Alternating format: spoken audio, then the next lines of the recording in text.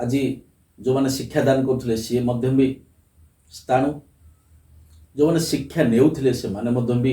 किंकर्तव्य मूढ़ ए परिस्थिति भितर आमको खाप खुआ पड़ो जेहेतु आम 4G लोक 4G चिंता नवा पड़ो ऑनलाइन रे पढ़िया पड़ो निजर शिक्षार विकास करिया पड़ो तेणु प्रत्येक जिनस को जदि आम आलोचना करवा ताहले ए परिस्थिति नहीं कि आमको भी खाप खुआई चली फिर आगामी दिन में केमती आम फिर सुदृढ़ हवा ताको चिंता करिया पड़ो स्वास्थ्य अर्थात अच्छे स्वास्थ्य ही संपद यहाँ तो कहीं नहीं करें ना तेणु आमको फिजिकल फिट रखा पड़ो कहना दैनंदिन जीवन में देखु आम उपरे मेडिसिन एत प्रभाव पड़ता जहाँकि आम पॉइजन हो जाते बर्तमान सुस्थ वायुमंडल सहित आम खाप खाई चलचे पॉल्यूशन फ्री से आमको निजक आम फिजिकल फिट रखा पड़ो व्यायाम करा पड़ो जोग करा पड़ो जिते दूर अवॉइड करा पड़ो जे कि आमको जल्दी स्वास्थ्यर अवनति न घटे कारण ए दुर्दिन भितर ताठ अवस्था बोधे अत्यधिक किसी हेब ना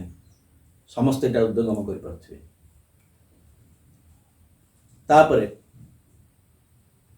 आसीगला आमर सामाजिक वर्तमान क्षेत्र में आम समाज ठार दूरे जाइए परिवार बंधन भितर बांधे अच्छे ये है आमर समाज तेणु सामाजिक दूरता को रखी बंचापी आम प्रयास करुचे ता अर्थ नुह आम लोक मान दूरे जाइए समाज आम पाखे अच्छी किंतु दूरता भितर आम अच्छे जोड़ा कि बहुत सुंदर आ तार अनुभव बहुत बढ़िया तेणु ए समय आमर मनर भाषा अन्य मान सहित शेयरिंग करी सुख दुख भागी हुई जदि आम आम पाखे जो मोबाइल अच्छी तार सदुपयोग करी प्रत्येक दिन आमर बंधु बांधव हितकारी सांग मान सहित आम संपर्क भितर रही परिबा परस्पर आदान प्रदान करी सुंदर स्वप्नर परिकल्पना करी आगे चलिबा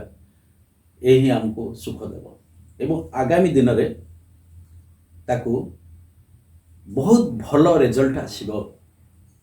गोटे सबुठ बड़ जिनस मानसिकता कहीं नहीं करि परिबे नहीं वर्तमान परिस्थिति रे जे आमे समस्ते मानसिक स्तर रे फिट बेली समस्ते निश्चिंत कहबे मन भल लगु नहीं किछि इच्छा हो नहीं ओबियस जिते मनीष गोटे बंधन भितर रही जाए तार मानसिक संतुलन बजाय रखा कष्टकर तार मध्य उपाय अच्छी से उपाय को आमको आडप्ट करिया पड़िबो कहीं मनीष सब बड़े प्राचीन काल शिक्षा नहीं आसी संग्राम करी बंचिबार आम पूर्वपुरुष माने संग्राम करिक आज आमको स्वाधीनता देइछन्ति ताको पूर्वपुरुष माने स्वाधीन संग्राम करिकी बंचिबार रास्ता बतैछन्ति ये होची आमर सृष्टि ये होची मानव जातिर सृष्टि ये होची मानव जातिर महानता तफात गोटे मनीष गोटे पशु भितर एतिक तफात मनीषर बुझिबा शक्ति पशु मान बहुत अधिक केवल तांको पाखरे मनीष पाखरे नारायणर अवस्थिति अच्छी बोली पशु मान को आम सम्मान दौचे भल पाउचे कहीं ना आमर विवेक आमर आत्मा कहूँ से ही मान सृष्टि अवदान ये परिस्थिति रे हमको मानसिक स्तर रे संपूर्ण रूपे